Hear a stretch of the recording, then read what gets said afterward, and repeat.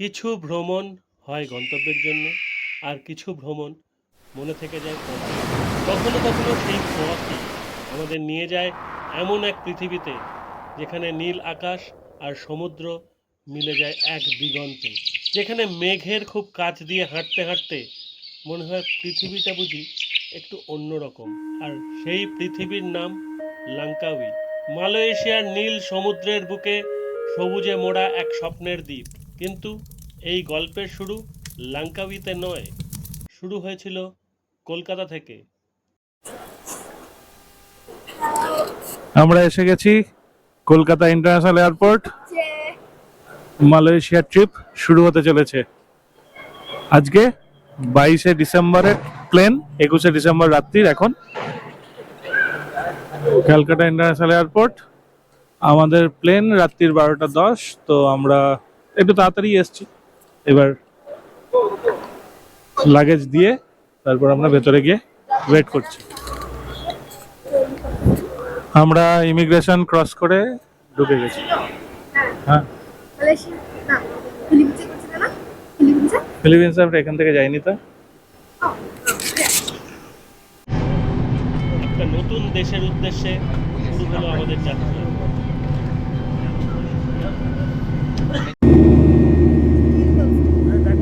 উপর থেকে দেখা মালয়েশিয়ার প্রথম ঝলক।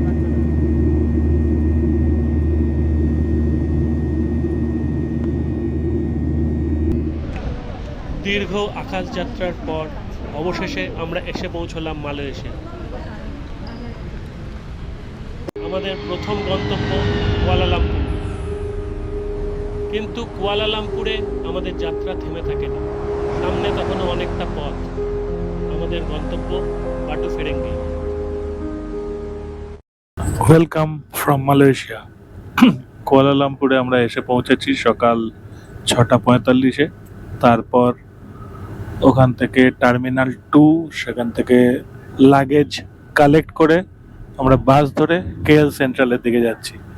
পাশে বিস্তীর্ণ সবুজ মাঠ, গাছ, প্রচুর কিছু, এবং দেখুন পথের ধারে সারস জাতীয় একটা পাখি আমাদের ওয়েলকাম করছে। ক্যামেরায় কতটা দেখা যাচ্ছে জানি না, তো দারুণ একটা বাস। আর আমরা রাত্রে ট্রাভেল করেছি, সেই জন্য রাত্রে ভীষণ ভালো ঘুম হয়নি, তাও ঘুমিয়েছি। এখন নির্ভানা আর আশাপূর্ণা ঘুমিয়ে পড়েছে। আর কিছুক্ষণের মধ্যে আমরা কেএল সেন্ট্রালে পৌঁছাবো। সেখান থেকে আমরা আজকে পেনাং যাব, জর্জ টাউন, পেনাং, সেখান থেকে যাব। তো ওখান থেকে বাস বা ট্রেন দেখবো কোনটা সুবিধা হয়। আগে গিয়ে কিছু খাওয়া দাওয়া করবো, তারপর আমরা কেএল সেন্ট্রাল পৌঁছে গেছি। তো সেখান থেকে আমরা খেতে এসেছি এখন MTR 1924। এই দোকানটা পুরো অথেন্টিক ইন্ডিয়ান খাবার পাওয়া যায় এবং প্রচুর কিছু পাওয়া যাচ্ছে। আমরা ভেতরে ঢুকে পুরো অবাক যে এত ভারতীয় এখানে খাবার খাচ্ছেন, দেখলে অবাক হয়ে যাবে। দেখুন পুরো ভর্তি, পুরো ভর্তি। এত আমরা মশলা ধোসা, সেট ধোসা এসব অর্ডার দিয়েছি আর খাবারের জন্য ওয়েট করছি। খেয়ে দিয়ে আমরা বাসে চেপে যাব পেনাং। হ্যাঁ, আমি প্রথমে ল্যাংকাবি যাব। ল্যাংকাবি প্রথমে যাবে না? প্রথম না, তো খাওয়া হোক, খাওয়ার পরে নেক্সট কি হচ্ছে জানাচ্ছি।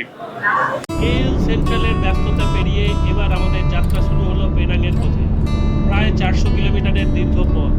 চাইলে আমরা বিমানে যেতে পারতাম, সময় অনেক কম লাগতো, কিন্তু এই যাত্রায় আমাদের গন্তব্যে পৌঁছতে চাইনি, পথটাকেও দেখতে চেয়েছিলাম, অনুভব করতে চেয়েছিলাম। তাই আকাশপথের বদলে বেছে নিলাম গাড়ি। সামনে দীর্ঘ রাস্তা, আর সেই রাস্তা পেরিয়েই আমাদের গন্তব্য বাটু ফেরেঙ্গি।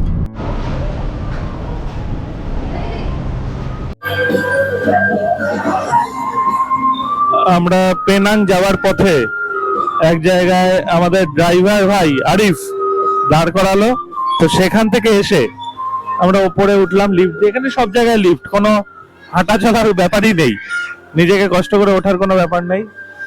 সেখানে অনেক দোকান, খাবার জায়গা, একটা খাবার ব্রেক নিয়েছি আমরা, আর একজন মানুষ বসে বসে তিনি গান গাইছেন, মানে মিউজিক বাজাচ্ছেন, কি সুন্দর বাঁশি বাজাচ্ছেন। আর এখানে কত মানুষ এসে খাবার খাচ্ছেন দুপুর বেলায়। আমরা তো রাস্তাটা তো দেখলেনই, এবং আরো রাস্তা দেখবো। How are you?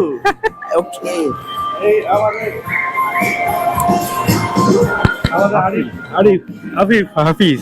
Hafiz, Hafiz. হাফিজ ভাই Yeah. From Malaysia. from Malaysia. He is our driver, come friend. Driver. Friend. Like friend. He's nice guy. Yeah. Thank you. Yeah, yeah.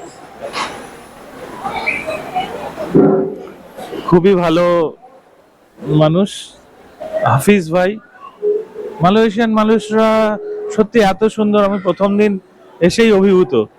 এখনো আমরা অনেক দিন থাকবো, তো অনেক কিছু দেখব, এবং সেইগুলোই আশা করি স্মৃতি হয়ে থেকে যাবে অনেক দিন।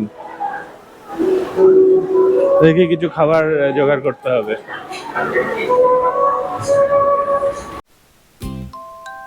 দীর্ঘ পথ পেরিয়ে এবার একটু বিশ্রাম, আর তার সঙ্গে মালয়েশিয়ার মাটিতে প্রথম দুপুরের খাবার। নতুন জায়গা, নতুন স্বাদ, আর পরিবারের সঙ্গে এমন ছোট ছোট মুহূর্তগুলোই তো ভ্রমণকে আরো বিশেষ করে তোলে। এই যে এইখানে সব খাবার পাওয়া যাচ্ছে এবং দামও লেখা আছে। সবচেয়ে মজা হচ্ছে ওখানে দুটো জায়গা আছে, সেখান থেকে চাটনি যে যার মতো নিজেরা তুলে নিতে পারছে। ডিপ পাওয়া যায়, লঙ্কার চাটনি, এবং এরা খুব পছন্দ করে। এই যে টমেটো সসের মতো কিছু একটা, Chicken sauce. Chicken sauce, and this For one nasi and also same. also say Put together. they put together in the dip. Yeah. Oh, that's nice. That's nice. আমি একটা নাসি গোরেং আইয়াম নিলাম 8 রিঙ্গিট। তো ওয়েট করছি সেটা। সবাই হাসাহাসি করছে ব্যাপারটা আমি ভিডিও করছি বলে।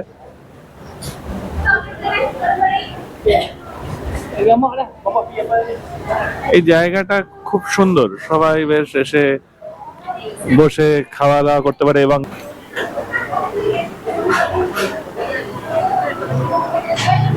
দুপুরের খাওয়া শেষ করে এখানে সবাই এবার ভীষণ ফ্রেন্ডলি। নির্মাণের জন্য এলো এক টুকরো তরমুজ, আর তরমুজ হাতে পেয়েই মনে হলো মালয়েশিয়াতে এসে ওর আনন্দটা যেন আরো একটু বেড়ে গেল।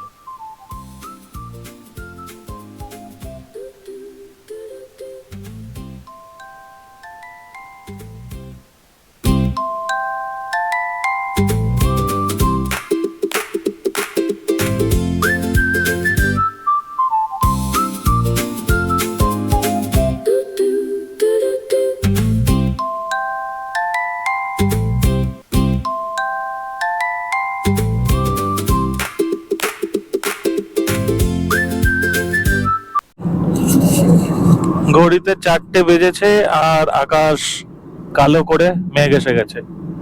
যেহেতু মালয়েশিয়া ট্রপিক্যাল কান্ট্রি, সেই জন্য এটা প্রায় রোজই 4টে নাগাদ বৃষ্টি হবে।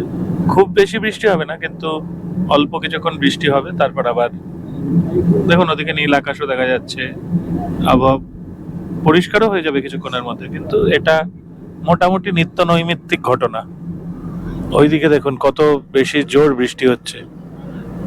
এখনো এইদিকের রাস্তায় ভেজেনি, কিন্তু সামনে খুব জোর বৃষ্টি হচ্ছে।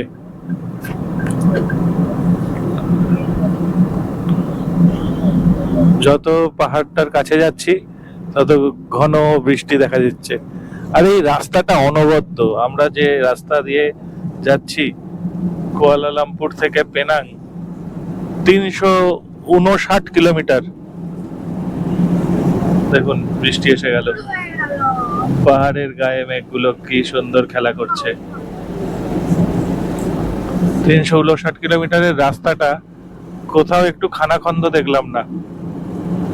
হাইওয়ে, এবং দুদিকেই দারুণ বনভূমি, সবুজের সমারোহ। এই দেশে এসে যেটা ভীষণভাবে লক্ষণীয় সেটা হচ্ছে রাস্তা হয়েছে, সব হয়েছে, উন্নতি হয়েছে, কিন্তু রাস্তার দুদিকে সবুজকে এরা বাঁচিয়ে রেখেছে, কোনোভাবেই সবুজ মরে যেতে দেয়নি, এবং তার ফলে আরো সুন্দর লাগছে।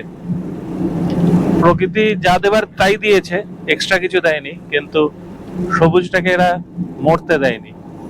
দেখুন কত কত গাছ এখনো বেঁচে আছে। হয়তো এই ফলগুলো নেবার কোনো লোকও নেই, হতেই পারে যে নিজেরাই গাছে ফল হয়, নিজের থেকেই পড়ে যায়, কেউ নেবার কেউ নেই, তাতেও কোনো সমস্যা নেই। সরকারের এই চিন্তাধারাটাকে সাধুবাদ। চলুন বৃষ্টিতে ভিজতে ভিজতে আমরা পৌঁছে যাই জর্জ টাউনের উদ্দেশ্যে। তারপর বাটুফিরিঙ্গির রাস্তায় আর কি কি ঘটে।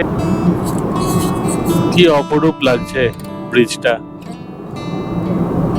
পুরো মনে হচ্ছে দূর থেকে যে পালতোলা নৌকো যাচ্ছে, তিনটে, বা বড় জাহাজের যেরকম সেল করা থাকে পালতোলা, আর দূরে একটা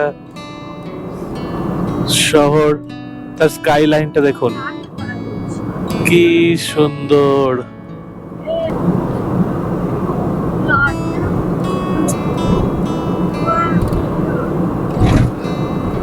অদ্ভুত লাগছে, অদ্ভুত।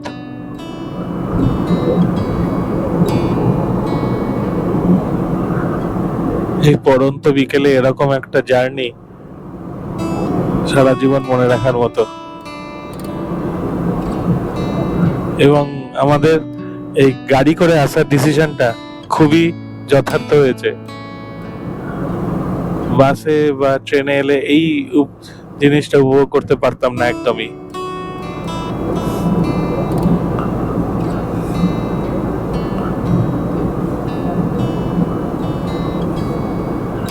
এই যে এইটা আমরা দূর থেকে দেখতে পাচ্ছিলাম।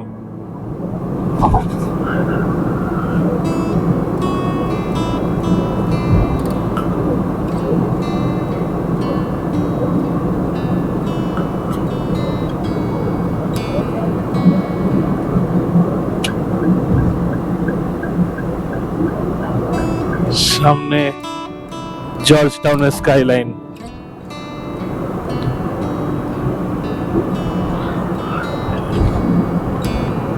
এটা এক সময় ইংরেজদের উপনিবেশ ছিল, তো সেখান থেকে জর্জ টু তার নাম অনুকরণে এই টাউনটা জর্জ টাউন হয়ে গেছে। অনেক বড় বড় বিল্ডিং আছে, আর দূরে যে পাহাড় দেখা যাচ্ছে ওইখানে পেনাং টপ আছে। আর আমরা এখন যাব আপাতত বাটুফিরাঙ্গি, মানে পেনাং এর সবচেয়ে হ্যাপেনিং যে বিচ, সেখানে আমরা আজকে থাকবো।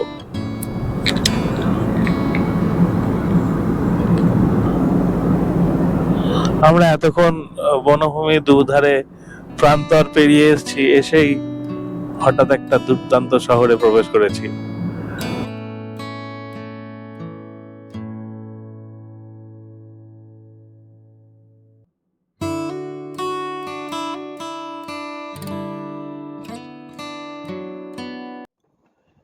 দীর্ঘ পথ পেরিয়ে অবশেষে আমরা এসে পৌঁছলাম বাটুফেরেঙ্গিতে। রাতের অন্ধকারে সমুদ্রের ঢেউ আর আকাশে আতশবাজির আলো। মালয়েশিয়া জার্নির প্রথম দিনটা শেষ হলো এভাবেই, কিন্তু আসল গল্প সবে শুরু।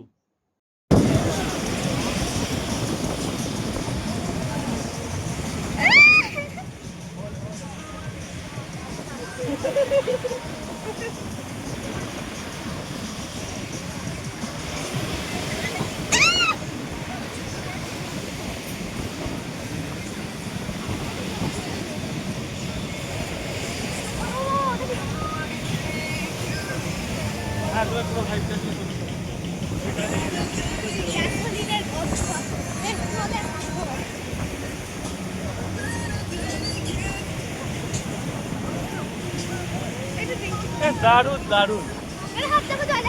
আরে করিস না, দয়া করে জুতো মজা ভিজবে তো।